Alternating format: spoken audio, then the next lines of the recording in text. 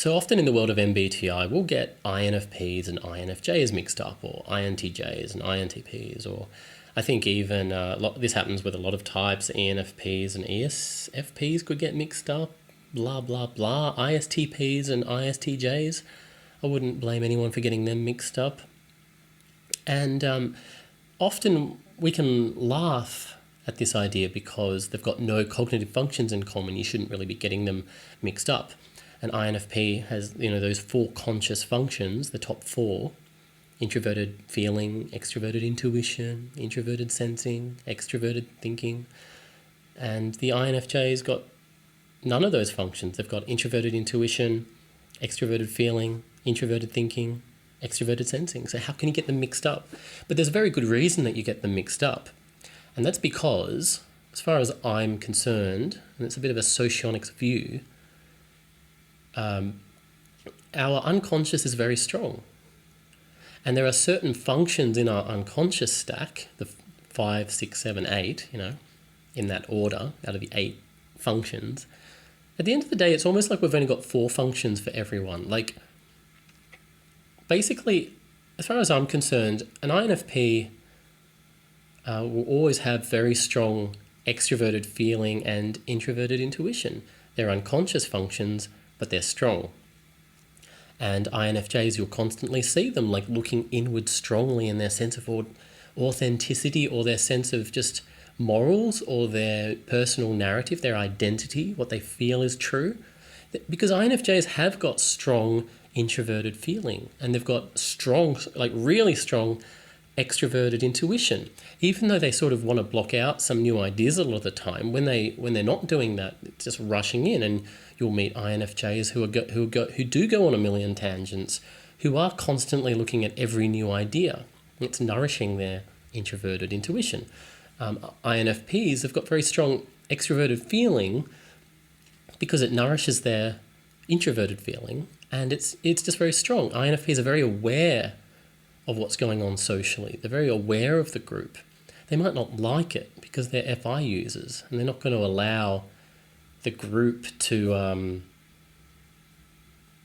sort of run riot over values, personal or moral values, or the way the world should be, So maybe an FE user that's not using FI, they might be doing everything in order to protect the group, and they might start protecting bad elements within that group for the sake of harmony. And I think in the INFPs are a bit funny about that. The INFP wants a bit more of a pure ideal for that group. But I'm going on a tangent there. What I'm trying to say is I think we constantly in the world of MBTI dismiss just how strong the unconscious is. We dismiss just how strong the FI in an INFJ is. It's unconscious FI, but it's always there. INFJs, so they're getting mistyped all the time. I think INFJs get mixed up as ISFPs and INFPs some of the time, because they're like, oh, I don't see any FE in this INFJ. They're not being people-pleasing and worrying just about the group. They seem to be worrying about themselves and their own personal world. They can't be an INFJ. And yet every INFJ I've ever met is extremely focused within themselves. You can see that they're focused on the group a lot. They've still got that strong FE, and it's stronger, I guess, because it's conscious. Maybe not. Maybe the unconscious is stronger. It's a strange thing too. So when I have a lot of ENFP and INFP friends, and sometimes if you're reading about MBTI, you'll be like, oh, people might get bored in these relationships because you're not getting anything new out of them. First of all, yes, you are, because everyone's got extremely different personal narratives, ideas, and experiences. Second of all, I go to INFPs all the time to be my INFJs and my ENFJs. And what do I mean by that? I mean, yeah, there are some INFPs where it just becomes one person tells their story, the other person tells their story, blah, blah, blah. And I think I'm less developed as an INFP because I do that a bit more. But a lot of INFPs, there's a lot of better INFPs out there than me. Let's just put it that way. And those INFPs are just like the most encouraging people I've ever met. Like everything, they latch on to something about you. They want to see you grow. They want to encourage and support you. Things that you would associate with an ENFJ. Now, ENFJs do this all the time too. ENFJs are always reaching out to me just to give you that little support. INFJs do it too. Not all of them. But certain INFJs, they will constantly just forever, decades will go by, and you might not live in the same city, but they're just sending little messages of encouragement to you. Okay, so we've already proved that. Like INFJs and ENFJs do it, but INFPs do it too. INFPs also, just like, they don't go away. They're just too busy dropping little bits of encouragement. They've got the strong ENFJ and INFJ within them. The INFJ, ENFJ shadow, we can call it. But really, yeah, those cognitive functions are really strong. FE and FI, NE and NI. And an INFJ is going to be happier in the world of FI compared to the world of SE, which is in their conscious stack, extroverted sensing. They do a little bit of extroverted sensing to get by and to feel well-rounded. INFPs will do their extroverted thinking and introverted sensing, keeping their shit together, trying to make their apartment be in order. I think my apartment's all right at the moment, says my ISTJ side.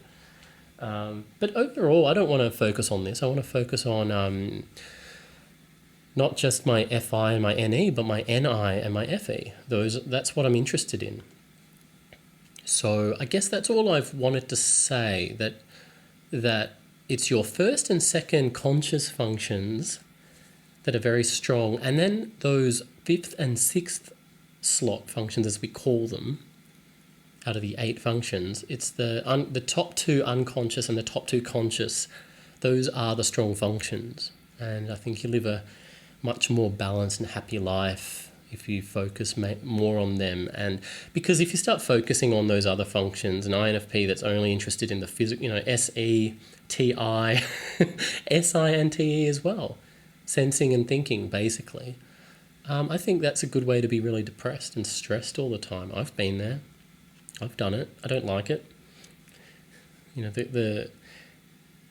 So I hope this video causes some discussion or something. I hope I haven't said anything too blasphemous, but I'll just end with this whole idea of relationship compatibility as well, which I love seeing in the world of YouTube when it comes to MBTI, is how FI users crave FE users. Okay, sure they do. SI users and SE users, yeah, there might be some truth there. But there's this idea that if you're an introverted sensor, like an INFP, you cannot have any relationship, can't have a sexual relationship with another SI user because you're like these 2 batteries. What is it? And you got the 2 positives ends and they repulse each other. It's just science. Nothing's going to happen between 2 SI users. They can't actually physically have sex. I've read that so much or heard about that so much, all of that crap. Well, maybe my theory here about the unconscious also plays into that as well, where an INFP has got unconscious SE and FE and all those things. You can be the same type and still be channeling your unconscious and conscious all at the same time. And that is why any type can be friends with another type. All humans have got every cognitive function. An ENFJ at a recent event I was at asked me if there's any way to overcome your personality type, he said, or can you... And I just said, well, yeah, because every personality type has every function and everyone can be everything and do everything. And that's true. It's boring. It doesn't really fit. It kind of makes the whole world of personality types fall down a little bit, but not that much. And I like to explain, it's just like these personality types that we have, they're really more about your flow and where you retreat to, and get your energy back. But every type can do everything, and every type can be in a relationship with another type. So anyway, I hope I haven't rambled too much, and I hope something in this video makes some sense. Let me know in the comments what you think. I reckon I'm pretty correct. I'm going to be quite arrogant about this theory. I think those top 2 functions in your unconscious stack are always going to be strong. If you're an ESTP, you're going to have strong ESTJ-isms. If you're an ISTP, you're going to have strong ISTJ-isms just unconsciously. If you're an ESFP, there's this strong ISFJ, ESFJ side to you, and so on. Actually, I don't think I'm saying anything that controversial, actually. I think it's backed up if you really get into MBTI and socionics. But I just think it's not enough emphasis is made on it. Maybe because it's a little bit complicated. Maybe that's why. Anyway, thanks for watching. See you next time.